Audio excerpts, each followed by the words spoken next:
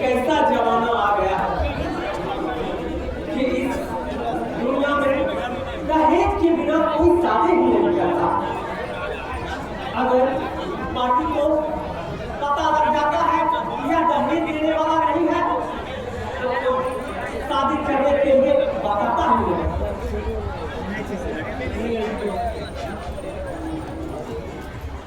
लड़का अगर जब जाता है कि जब दहेज देने लायक नहीं है तो लड़का भी शादी के लिए तैयार नहीं होगा।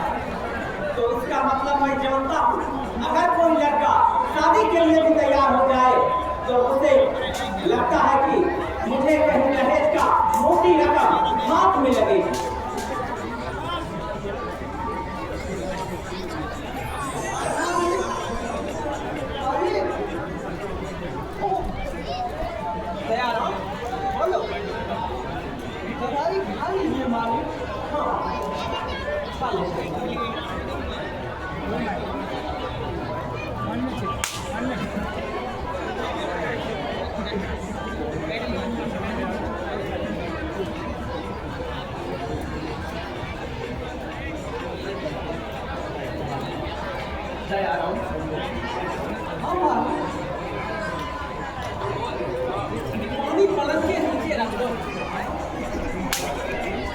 पता नहीं क्यों बार बार प्यास लग रही है।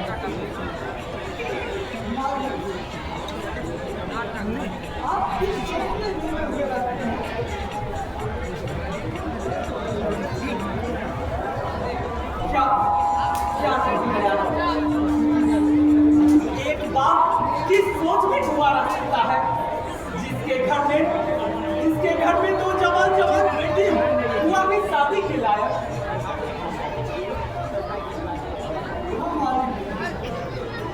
मीडिया को जब मैं देखता हूँ तो मेरी आंखों में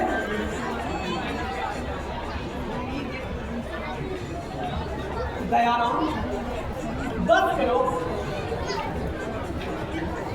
तुम्हारी आंखों में आंसू मेरे दिल को और कमजोर करते जा रहे हैं।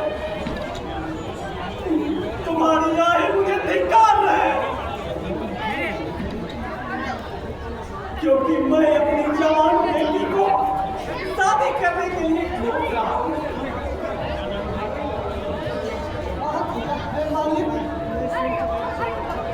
जब मैं अपनी उषा बिटिया को देखता हूँ तो मुझे अपनी पिछली याद आती है। लेकिन आज से तुम 10 वर्ष से मेरे यहाँ नौकरी कर रहे हो। कभी कुछ तुम अपने बारे में बताया तो नहीं। तुम तो कहा था कि मैं दुनिया में अकेला हूँ। और मैं उस समय अकेला था, लेकिन उससे पहले मेरी खुशियों से भर था। देखो दयाराम, मैं तुम्हारी पिछली यादों को ताजा नहीं करना चाहता हूँ, लेकिन अगर तुम्हारे बारे में सब कुछ जानूंगा नहीं तो मुझे समझूंगा कैसे? आज से 10 वर्ष पहले मैं अपने बेटी की नौकरी पूरा किया। जब उसकी शादी का समय आया तो लोग उसके बाबा ने उसे योग्य बन जो कि मैं जिधर जाता था सब लोग केवल यही पूछते थे कि तुम दहेज कितना दोगे। अरे कोई यही पूछता था मालिक कि तुम्हारी बेटी कैसी है, कहाँ तक पढ़ी लिखी है। और मेरे दीवार पर मैं अपनी बेटी की जिंदगी तबाह नहीं करना चाहता था।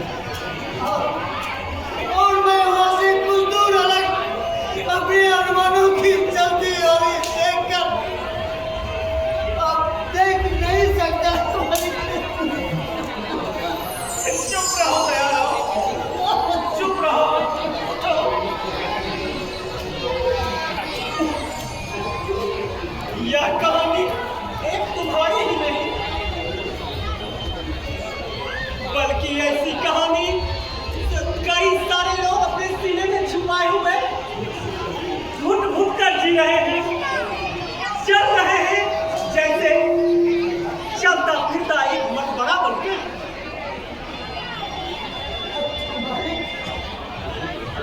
आप आराम कीजिए, शाम होने को चली है। अंदर बहुत से काम पड़े हुए हैं मालिक। उषा विद्या अकेले ही काम कर रही होगी। मैं अब चलता हूँ मालिक, आप आराम करिए। ठीक है, जाओ। भगवान, अब मैं समझ गया कि कोई भी बेऔलाद इंसान तुमसे पुत्र पाने की ही कामना क्यों करता है, पुत्री ही क्यों नहीं? क्या क्या इसका कारण दहेज तो नहीं? मैं भी तो बेटियों का बाप हूं भगवान। तुम्हारा भी जवाब नहीं। एक ही साथ दो बेटियों का बाप बना दिया, जो वो भी जुबा बहन है और हम सकल भी। दिशा अगर चश्मा ना पहने तो मैं भी उसे ना पहचान पाता हूँ कि कौन दिशा है और कौन निशा। निशा तो कॉलेज में पढ़ रही है, मित्र तो उषा की है। पता नहीं कि उसकी शादी कैसे होगी।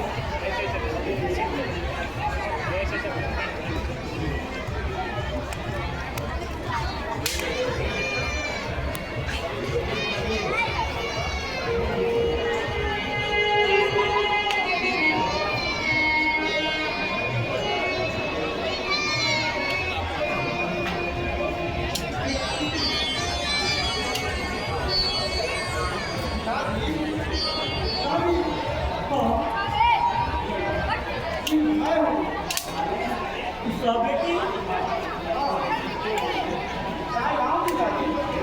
लेती आओ बेटी।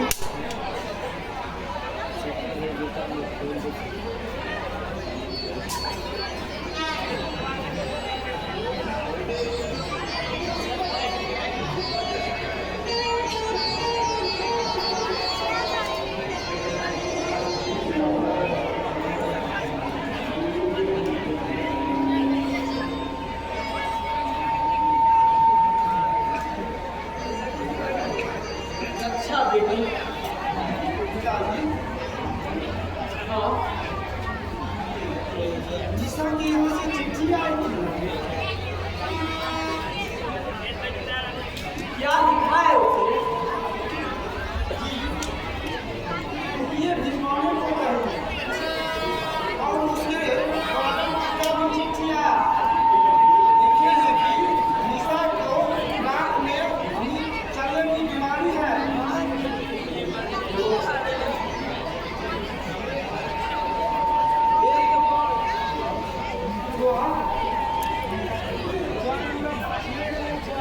चिंता की कोई बात नहीं। किसी अच्छे डॉक्टर से मैं उसका इलाज करवा देता हूँ और कल पैसे मनी ऑर्डर के द्वारा भिजवा दूंगा। तो गुंजन या आनंद के हाथों भिजवा दूंगा, डिलीवरी हो जाएगी। क्या अब कुछ होगा?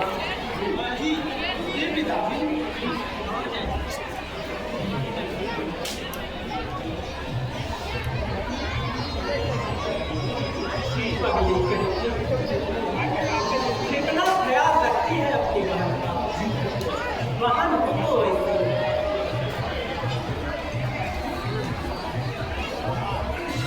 पापा, बोलो बेटे। पापा, हेडमास्टर साहब ने आपने की कहानी लिख बताई।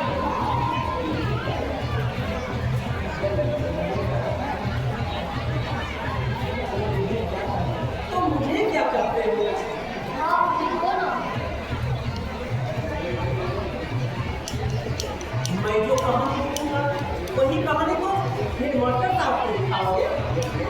देखो, अच्छे बच्चे चीटिंग नहीं क्या करते। अभी तुम्हारे अनिल और गोविंद भैया आएंगे, बस बस इनसे कहानी दिखा ले।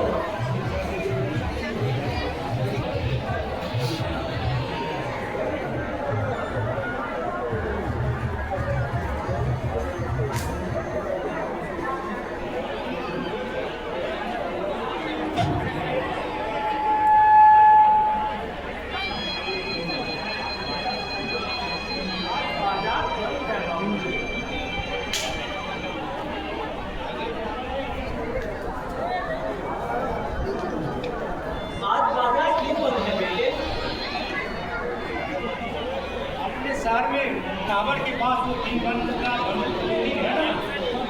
हाँ, सेठ योगी कुंवर का है। क्या हुआ? उन्हीं के घर वालों ने अपने बहू को जला के मार डाला है। क्यों? और किस लिए पिताजी? बहू के घर वाले उतना दहेज नहीं दे सके जितना योगी बाबू चाहते थे।